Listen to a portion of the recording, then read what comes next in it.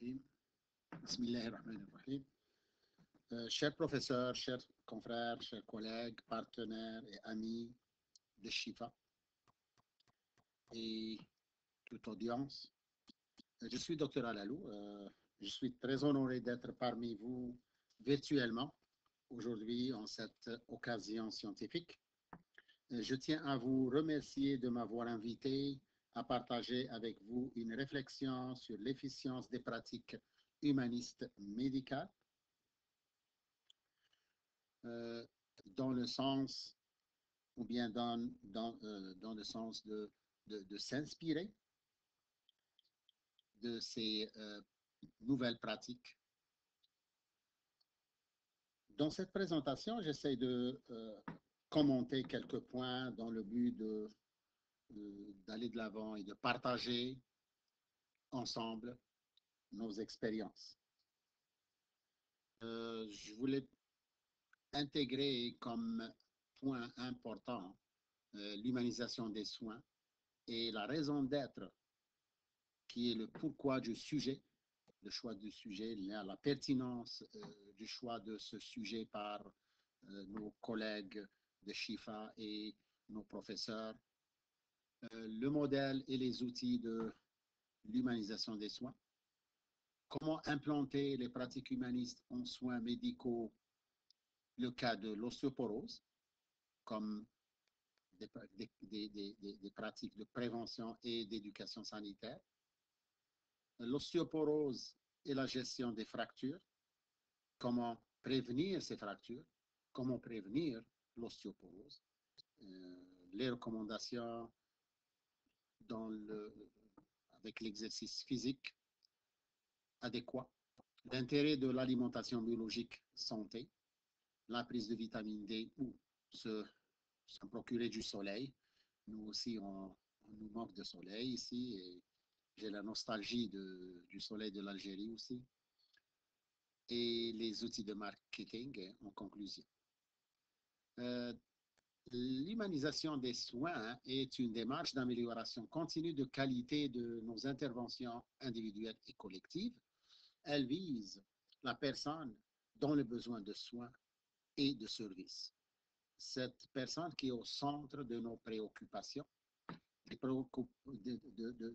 C'est la raison d'être de professionnels, des médecins, des employés, des bénévoles et gestionnaires qui dispensent ou y contribuent à améliorer le bien-être de cette personne et de son entourage.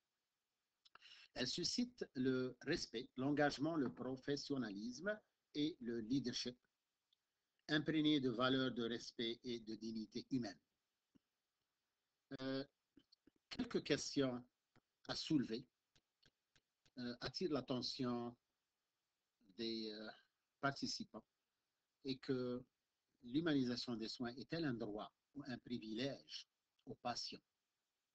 Comment peut-on insérer l'humanisation des soins en tant que principe de l'assurance qualité? Comment faire pour intégrer l'assurance qualité des soins dans la politique de santé algérienne? Comment exercer un acte de soin au service de l'humanité et intégrer l'empathie dans nos pratiques quotidiennes, courantes? Quel savoir-faire soignant ou quelle forme de prise en charge du patient qui se trouve au centre de nos préoccupations?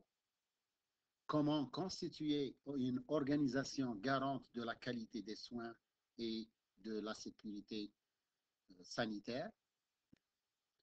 Pourquoi un organisme voué à la défense du droit et pour l'intérêt des malades? Donc, ces questionnements peuvent être plus ou moins rapprochés et on essaie de répondre à ces attentes. On commence par le secret de l'humanisation des soins qui est enseigner l'humanisation de soins dans un environnement clinique où toutes les universités en Amérique du Nord donnent des cours même pour les résidents, non seulement en leadership, mais aussi en en l'humanisation des soins afin de l'intégrer complètement dans leur pratique quotidienne. Et la question qui s'est posée au professeur Bill Branch, comment l'humanisation des soins peut faire la différence chez les patients? Il répond que l'humanisation des soins, c'est apprendre à mieux communiquer avec le patient et intégrer l'empathie, se sentir à la place du patient. Et tous les jours, son répit. Le modèle humaniste des soins de l'Université de Montréal résume plus ou moins cette humanisation dans les services de santé. Et c'est un modèle qui est centré sur la personne, sur le patient lui-même et ses relations interpersonnelles. Donc, comment avoir des relations positives avec le patient et avec son entourage, sa famille, ses proches et autres. La mobilisation dans l'action des savoirs, le savoir-faire et le savoir-être.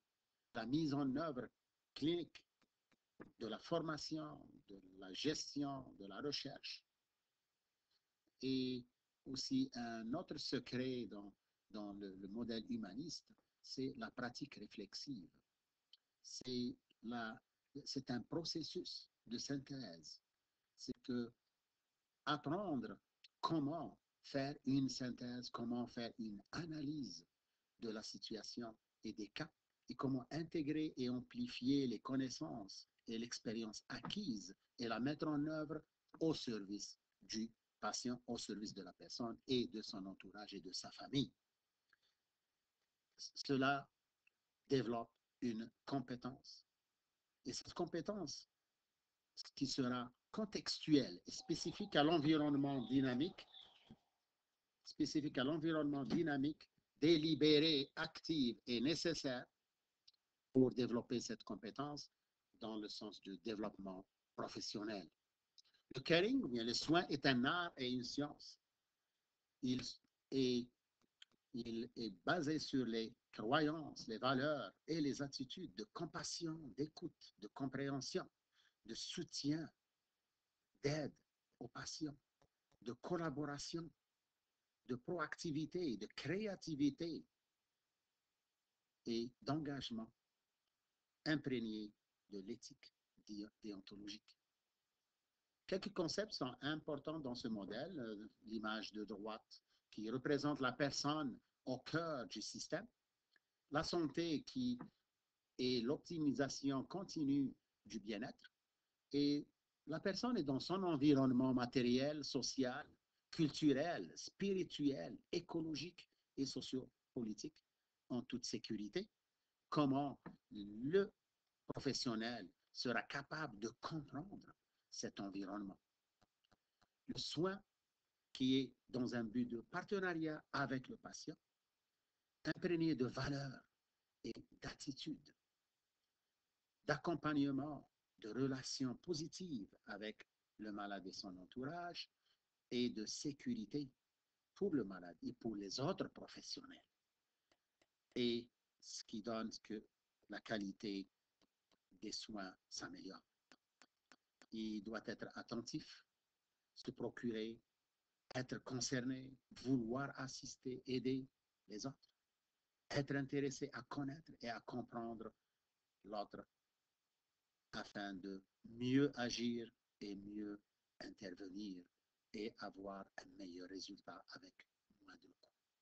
Les outils d'humanisation des soins, je peux proposer deux outils qui sont de pratiques courantes, qui sont imprégnés, qui sont inclus dans la démarche humaniste et dans les orientations stratégiques des CHU. Le comité d'humanisation des soins, qui est l'intégration et la promotion des soins centrés sur le patient et le réseautage avec le patient et leur famille. Être les professionnels se trouvent des leaders et des leaders en soins de santé au sein de la communauté. Donc, il y a aussi une direction de qualité et de sécurité et de gestion de risque. La gestion des ressources humaines s'imprègne de ce modèle d'humanisation de soins pour l'attraction, la rétention et la mobilisation du personnel. Le personnel doit être motivé à travailler, doit venir travailler et être fier de venir travailler et être fier de venir à son poste tous les jours. L'intégration des services se préoccupe aussi du mentorat, de la formation, du développement des compétences professionnelles, des relations interprofessionnelles, des approches collaboratives, des approches patients-partenaires. L'image de droite montre le comité des usagers avec un téléphone accessible tout le temps afin d'améliorer la prise en charge des patients et d'écouter le patient et son entourage. La section suivante va parler, va nous présenter comment implanter la pratique humaniste pour réduire l'ostéoporose et les recommandations pour améliorer la densité osseuse. Voici deux images. Un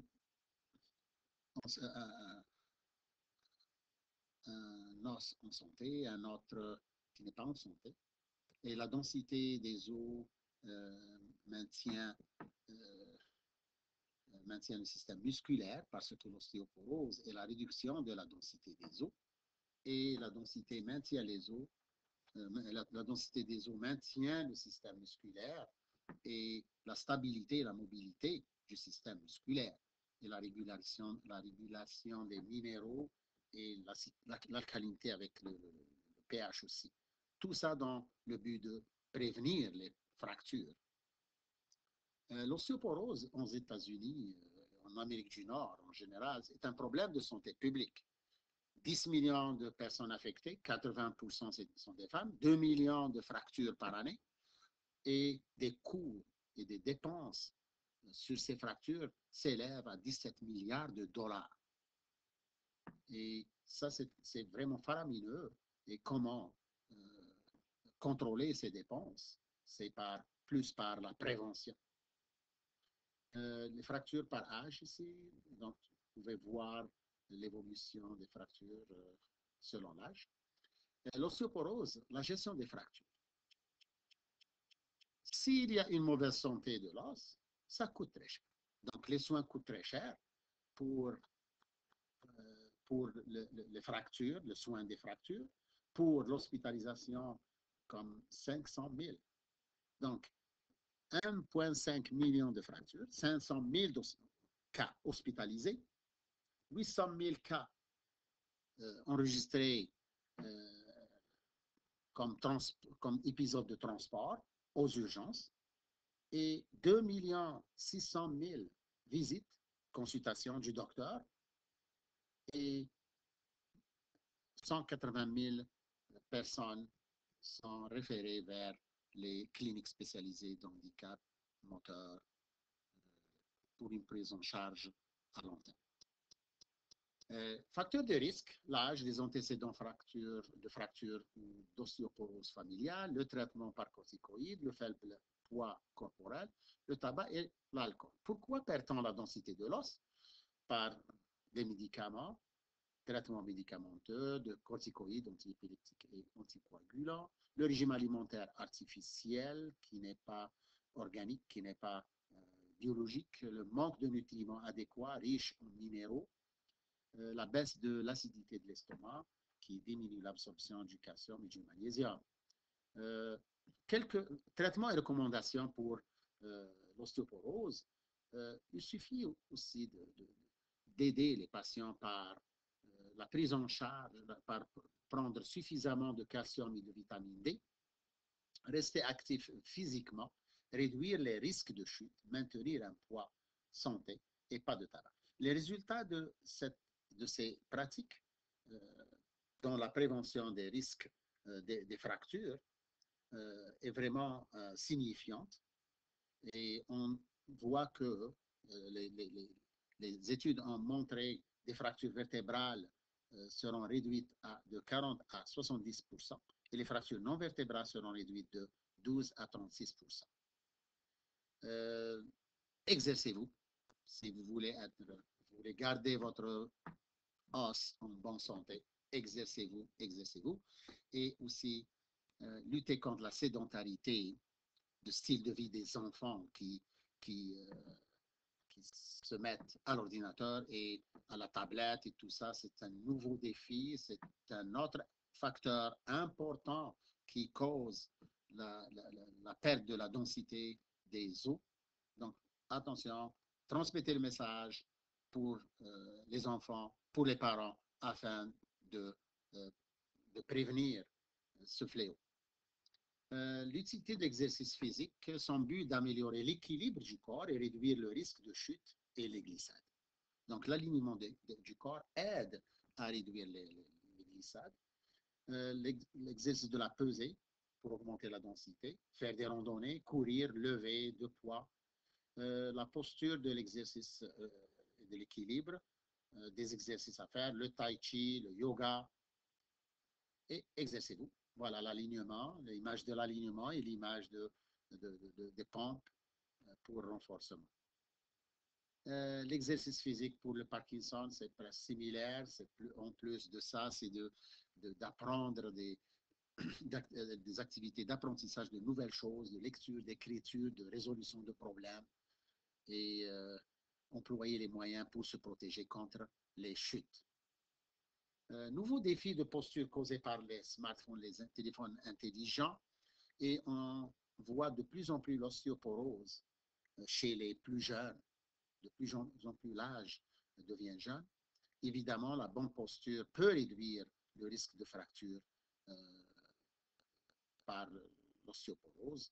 Donc, c'est un facteur à risque qu'il faut éviter. Voilà le poids selon le degré d'inclinaison du cou et le poids exercé sur le cou, donc c'est proportionnel. La bonne posture et la mauvaise posture, il faut faire attention et transmettre pour les jeunes. Les postures aussi, et la bonne posture peut réduire cette compression qu'on voit ici, dans cette image de gauche. L'exercice, une photo d'exercice, et la mobilité, les pompes qui aident, l'étirement, l'alignement des coudes, des genoux, des orteils, et l'étirement des muscles du cou. L'alimentation est importante aussi. L'alimentation doit être biologique, organique, santé, et on doit réduire les aliments acides, comme les merguez et autres, et surtout les fritures, et remplacer par des aliments alcalins, comme les légumes et les fruits. Il s'est avéré lors de la conférence de Stockholm sur l'ostéoporose que le régime adopté, le meilleur régime adopté, c'est le régime de la Méditerranée. Et plus de légumes, plus de fruits, plus de poissons et moins de viande rouge et viande blanche de volaille. Et surtout la boisson de l'eau. Boire beaucoup d'eau aide à garder nos os en santé. L'ostéoporose, quel aliment préférez-vous? Les épinards, oui, c'est une vérité parce que c'est très riche. Et aussi le chia qui est plus riche que le lait. Donc le chia, avec 631 mg de calcium, 335 mg de magnésium et 860 mg de phosphore, ça c'est vraiment comme 3, 4 fois, 5 fois plus que ce qui contient le lait. Augmenter la densité de vos os au soleil, la vitamine D, laissez les enfants aller au soleil au lieu de rester à la maison avec les ordinateurs. L'Ostéoporose Canada utilise un outil de marketing pour gagner de l'argent, pour fonder le traitement de l'ostéoporose. Et on dit aussi qu'il se base sur les fractures qui sont dues à l'ostéoporose et on dit qu'elles sont plus courantes que la crise cardiaque et l'accident vasculaire cérébral. Et ensemble, être motivé, on peut changer, on peut faire des changements et on peut aider la fondation à avoir des fonds si on applique cette stratégie. Merci beaucoup de votre attention. Je suis vraiment ravi et j'attends votre participation, votre questionnement. Merci, merci.